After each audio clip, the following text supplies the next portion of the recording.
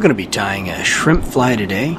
Just wanted to share a pattern that I'm playing around with here. This pattern's going for muted color, like with a natural spawning shrimp's egg sac. For me, it's more about adding in color that attracts but doesn't send those fish away. I don't really have a name for it, so feel free to suggest one.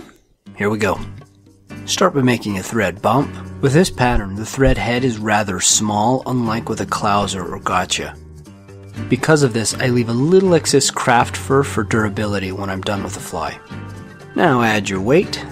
I like lead eyes for this pattern since they're a little more compact, but use whatever you like according to the depth and wind conditions. And you can see the article for the materials list and notes. As with oodles of flies I've tied, I use crisscross wraps. I go around the weight and I go around each eye. When the eyes are up to snub, burn your thread down the shank of the hook and go just down the bend. Wrap up just a bit and grab a small bit of craft fur. Make sure that you have more fibers on the back of this piece than in the front. Then tie it right in the middle. The part poking out will be just under the shank length.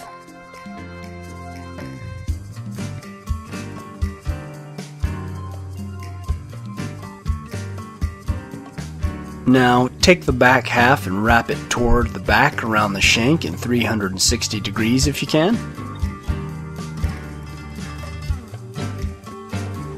Make a few wraps to secure it.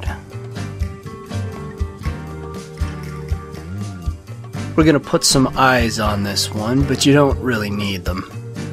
I add one at a time since I'm not coordinated enough to do two. Just add the eye on one side with the eye curving away from the hook. Make a few tight wraps and then repeat the action on the other side.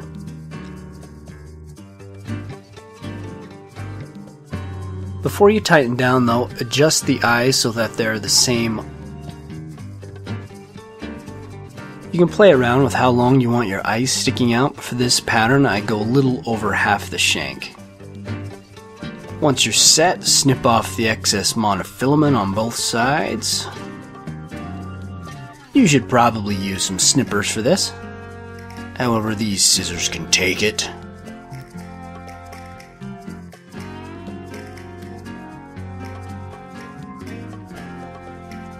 Move your thread to the back and slip a little crystal flash over the thread. 4 strands is a good amount for more subdued flies. Then just tie the strands in with a few wraps.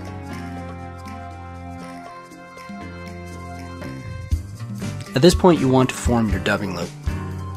Get the loop formed and set it off to the side if you can. You may have to spin your loop first depending on your dubbing loop tool.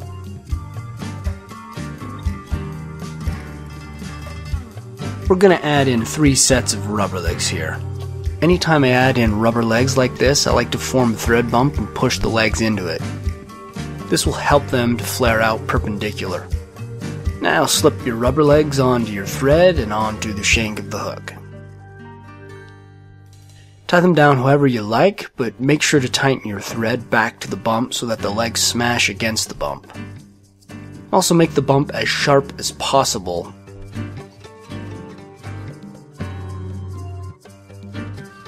You're just going to repeat this up the shank 2 more times.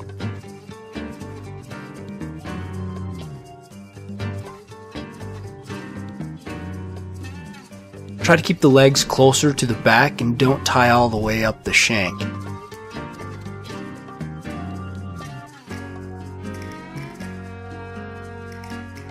I like to keep the legs as close to the point as possible or even behind it.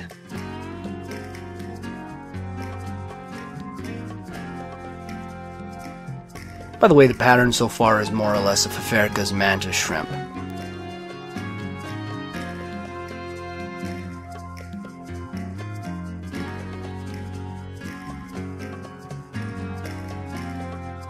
I'll speed through this last one since you get the point.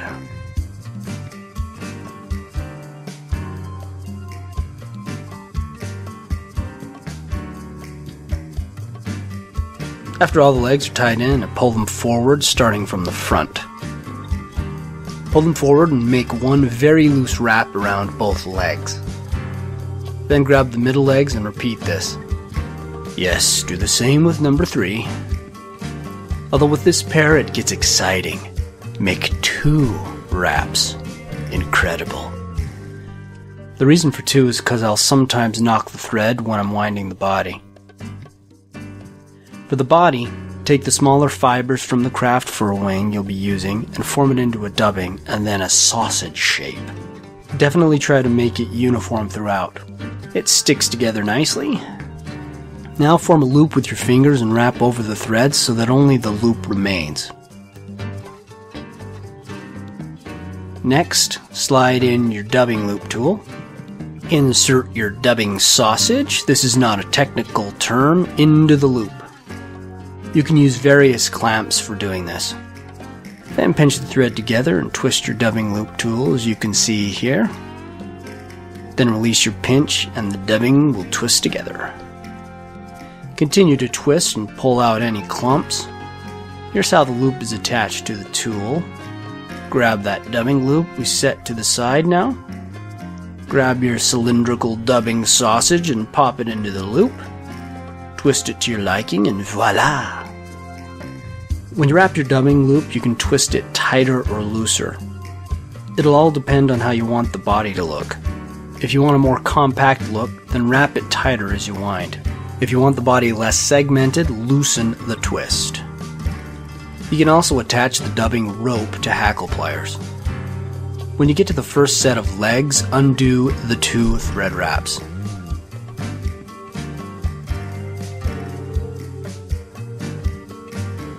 Get the legs under control and wrap in front of these guys.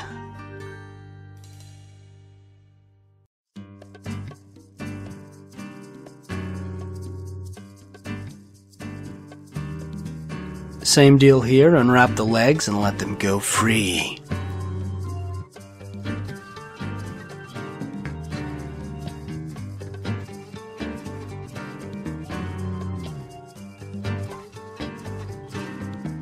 Wrap in front of them and repeat the process until you've wrapped between all 3 legs and are resting at the eyes.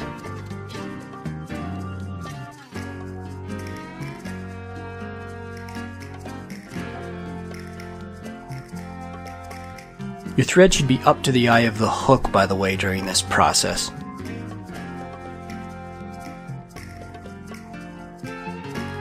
Now just unwrap the thread and make a few wraps around the dubbing loop.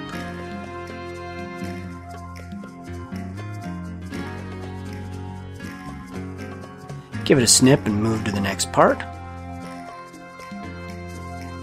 Turn your fly over. Now we're getting into the internal color aspect of the fly. Take your ice dub or whatever you're using and wrap twice around the center tightly. Don't forget you're still behind the eyes for this part. Pull out any loose fibers and fold the other half in the same direction. You need to make sure to pinch the dubbing with the thread so that it will lie back. Adjust your hold, but make sure to get it right. You don't need a bunch of wraps here though. Also notice the dubbing stops before the eyes. I like to add a brighter colored material like bunny in as well. Wet the bottom of the rabbit and cut it flush. This is fluorescent orange, but use what you like. And tie it in with a few wraps.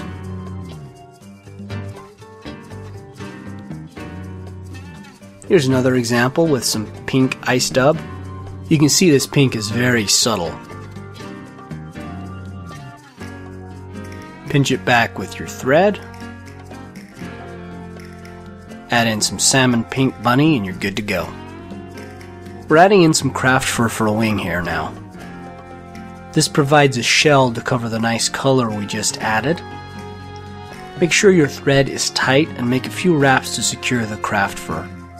You need to adjust and fan out the craft fur a little bit before you tighten down though. Lift up the excess craft fur and make a bunch of wraps toward the back. This will be your small orange head. After you have a bunch of wraps, whip finish the fly. Now give the craft fur a little snip. The reason I do this is because craft fur pulls out if a needlefish or other species get a hold of it. It's not as clean, but it's a bit more durable. You can keep the fibers a bit longer or cut them down a bit. Normally you can do this with just one or a few snips. Bring the legs together and cut them at the bottom to about 1.5 the shank length. Now you can remove the fly and comb out the fibers if you like. Place the fly back in the vise or hold it in your hand.